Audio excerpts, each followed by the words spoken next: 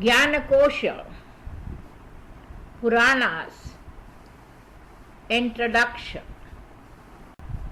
सर्गश्च प्रतिसर्गश्च वंशो मन्वन्तराणि च वंशानुचरितं चैव पुराणं पञ्चलक्षणम्.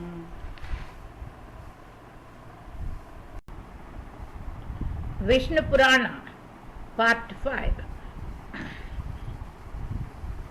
Akrura has a sight of Lord in four-armed form.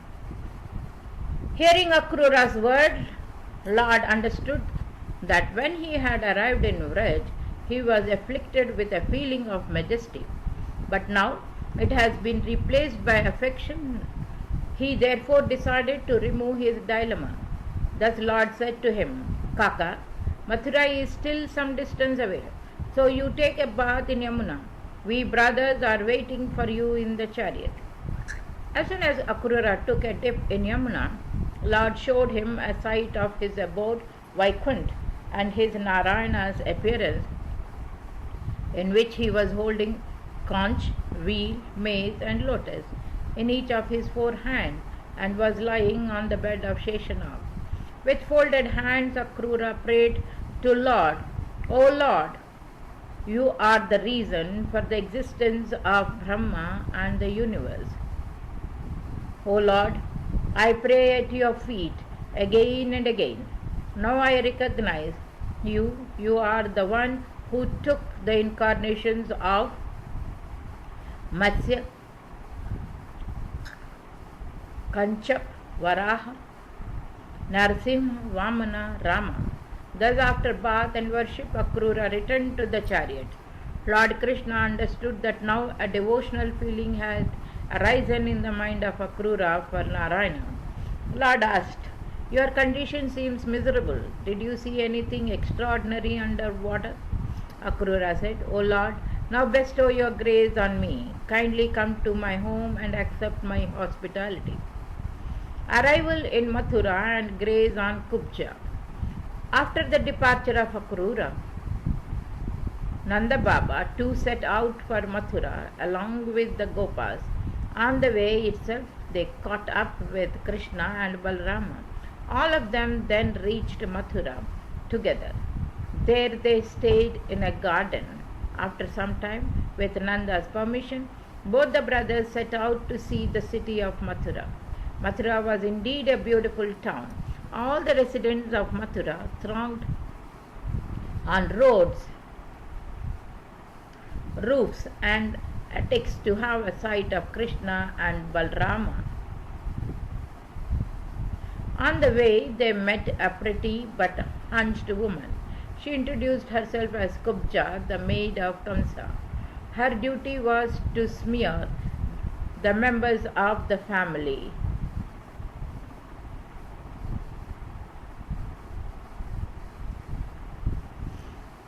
of the royal family with sandalwood paste. God asked her if she would smear him with sandal paste. Kubja said, O Manmohan, I see no one more fitting than you for the sandal paste. Thus she smeared Lord Krishna's forehead with saffron. On thou's forehead she smeared musk containing sandal paste. Other Gopas smeared all the remaining sandal paste on their heads. Lord Krishna then put his feet on Kubja's and holding her chin, gave her head a slight jerk. And in no time Kubja's hunch was gone and she turned into a pretty woman. She begged Lord for his love. The Lord promised her a meeting in future and proceeded ahead, breaking off the bow and killing elephant. After saving Kubja, Lord Krishna and other Gopas moved ahead. At a place they saw a huge bow kept on a high stage. Many strong men were guarding it. Lord Krishna entered the canopy and easily lifted the bow and broke it into pieces. There was a big applause from all around. Thou said, Krishna, now the crowd will increase here, so let us escape in time. Thus both the brothers and their friends beat a retreat to their camp. There they rested for night. There in Mathura, breaking of the bow had frightened Kamsa. He could not sleep during the night. Even in his dreams, he saw nothing but Krishna everywhere around him. Early in the morning, Kamsa summoned his minister and ordered him to make Kuvala of wheat, the elephant, to stand in the center of the main gate. He thought that the elephant would kill both the boys if they dared to enter the fort through main gate. Back there in the garden, Krishna and Balrama set out in wrestlers' guise for the fort. At the gate, seeing an elephant blocking the passage, they asked Mahat loudly, "Oh Mahat, why have you made the elephant stand in the center of the gate? Move it either ahead or back." But instead of moving the elephant out of the passage, the Mahat steered it right on them. But before elephant could attack them, Balrama caught its trunk, while Krishna caught its tail. Both the brothers then dragged the elephant out of the gate and lofted it in the air. The elephant fell on the ground with a loud thud and died on the spot. Salvation of wrestlers. Kansa felt very nervous by the news of elephants killing. Before he could take stock of the situation, Lord Krishna and Balrama arrived in the amphitheatre. The spectators present in the amphitheatre saw Lord as per their feeling. The men folk saw Lord Krishna as a jewel among the men. Women folk saw him as an incarnation of Kamadev. Cowherds saw their natural friend in Lord, while to Kansa he appeared as his death. But to his mother and father, Devaki and Vasudev, and to Nand, Krishna and Balrama appeared as small kids. Sages and ascetics saw nothing but metaphysical coming in boy's guise. Learned ones cited his cosmic form, while to Yadava he appeared as their tutelary god. As soon as Lord Krishna and Balrama arrived in the ring, the wrestlers who were already present there stood up like springs. A wrestler, Chanur, dragged Krishna, and one named Mastek dragged Balrama into the ring. They said to them, "Both of you, and we are the subjects of the great king Kamsa. It is our duty to please our king with our art and skill.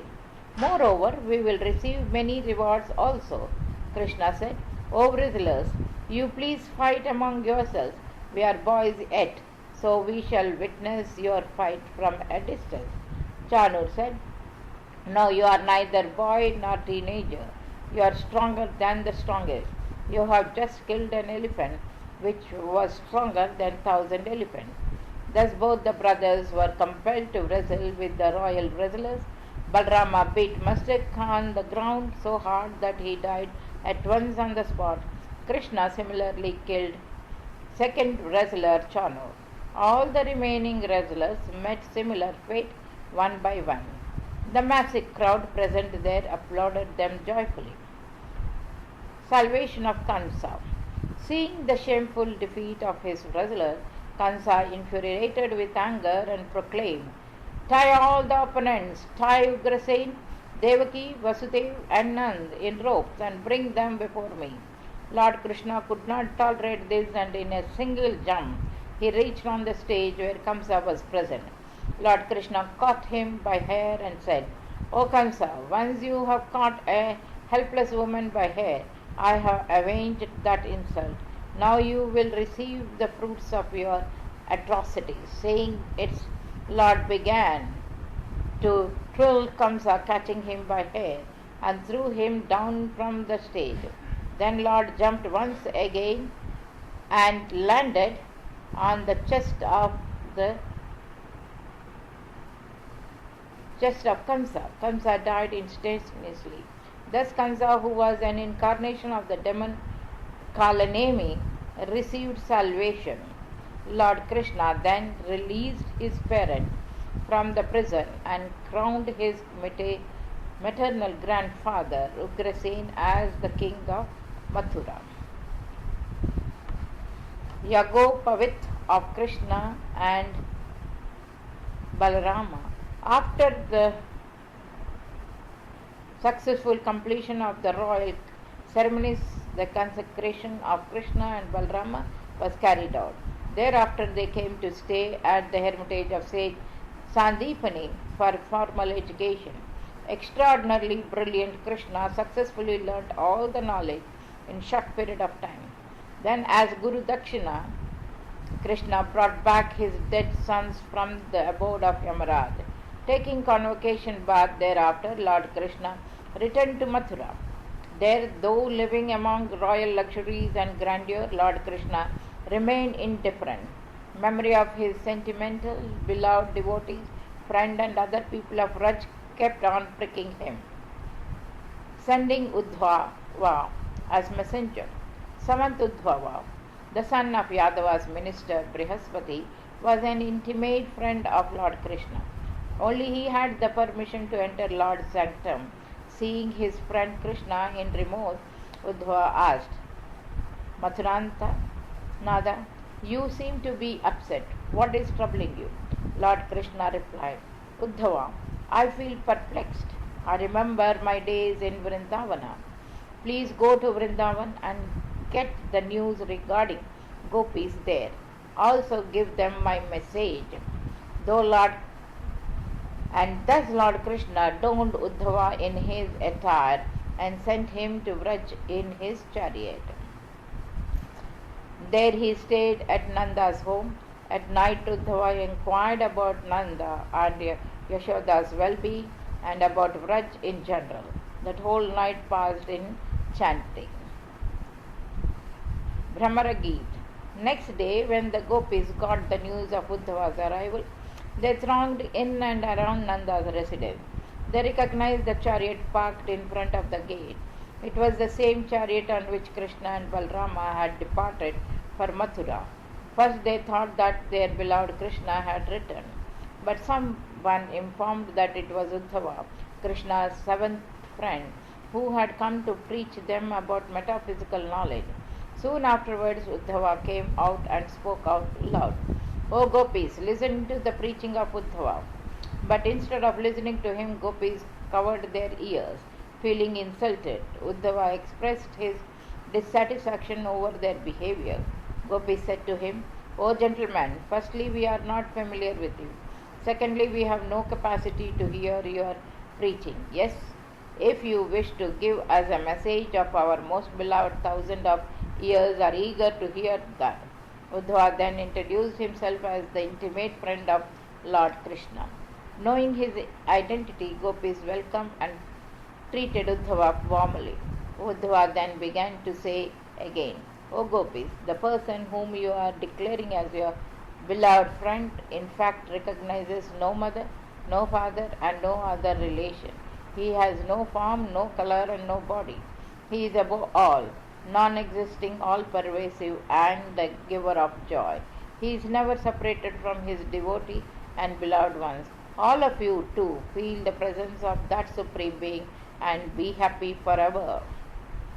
He said, Uddhava, as long as Ghanashyama stayed with us, we saw endless virtues in him.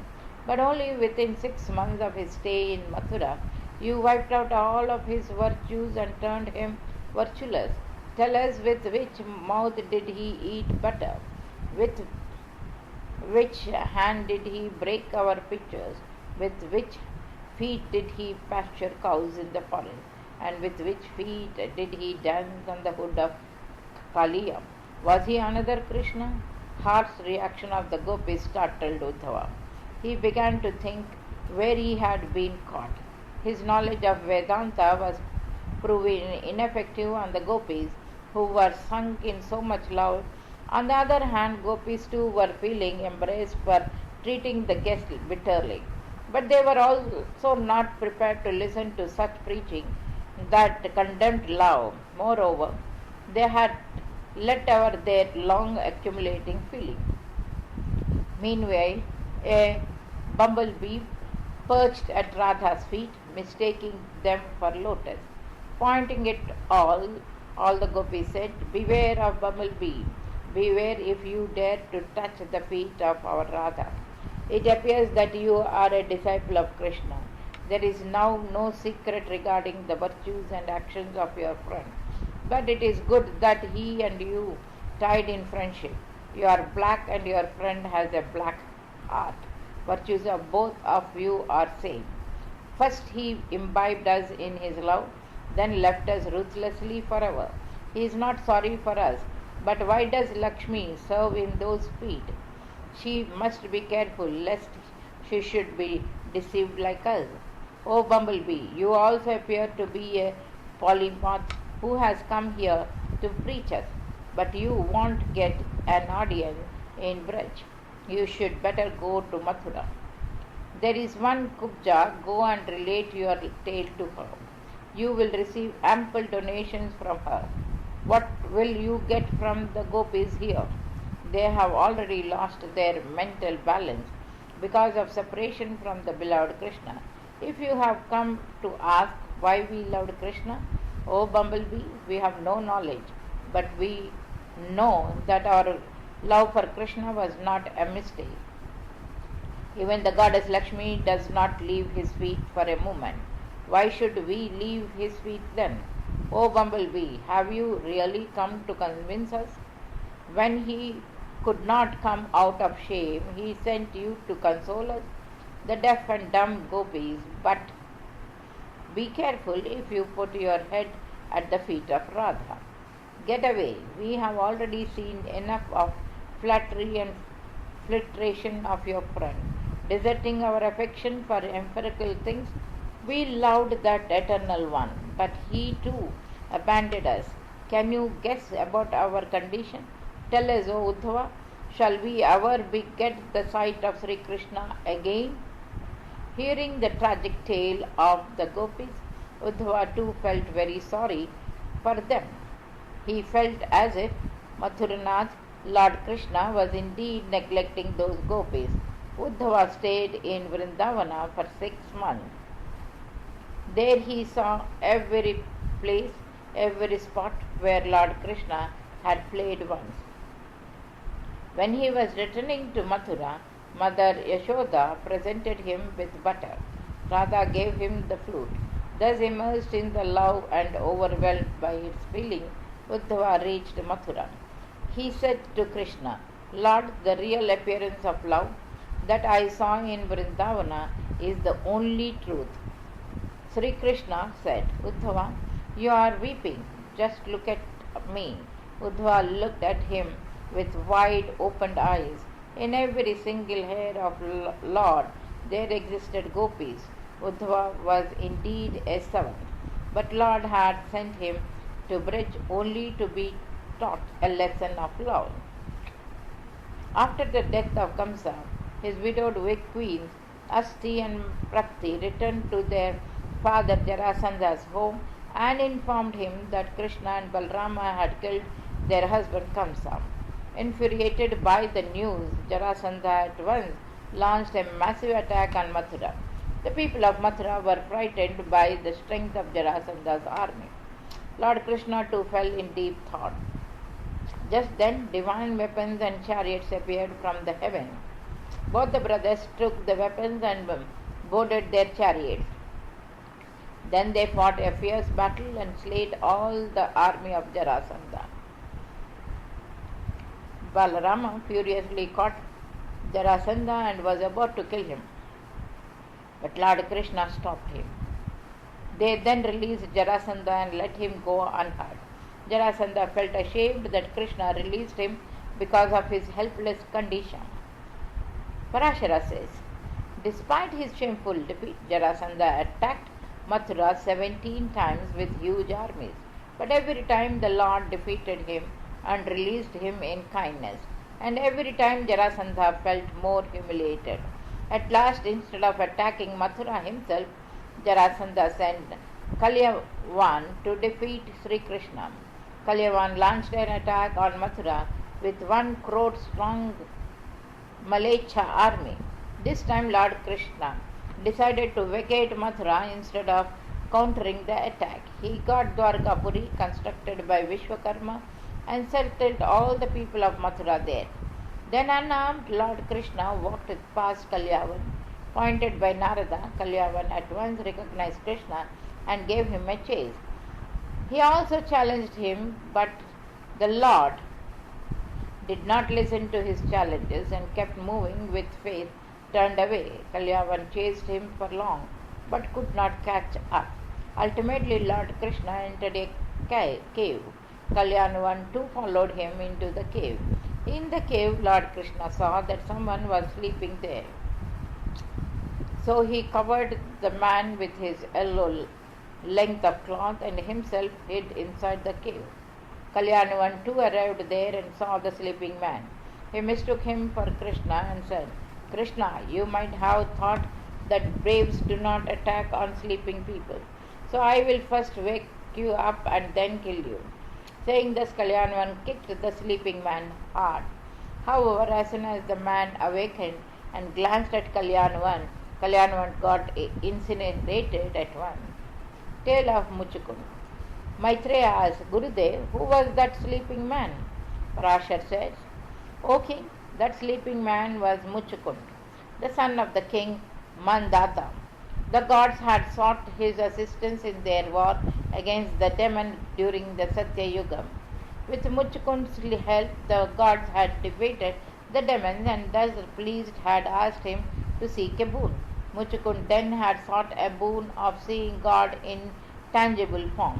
The gods had assured him that he would have a sight of God in Dwapar Yuga. Since Dwapar Yuga was still far away, so Muchukund had asked, what should I do till then?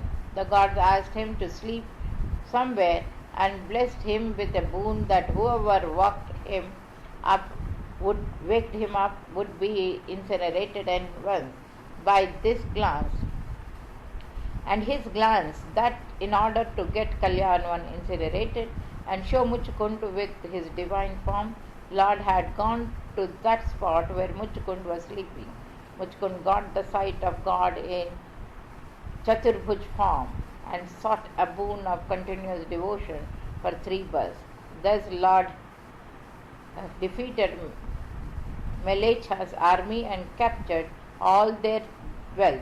He also defeated Jarasandha and caused great joy for the people of Dwarka. The king of Anarth, Raivat, got his daughter Revati married to Balarama with the blessings of Brahma.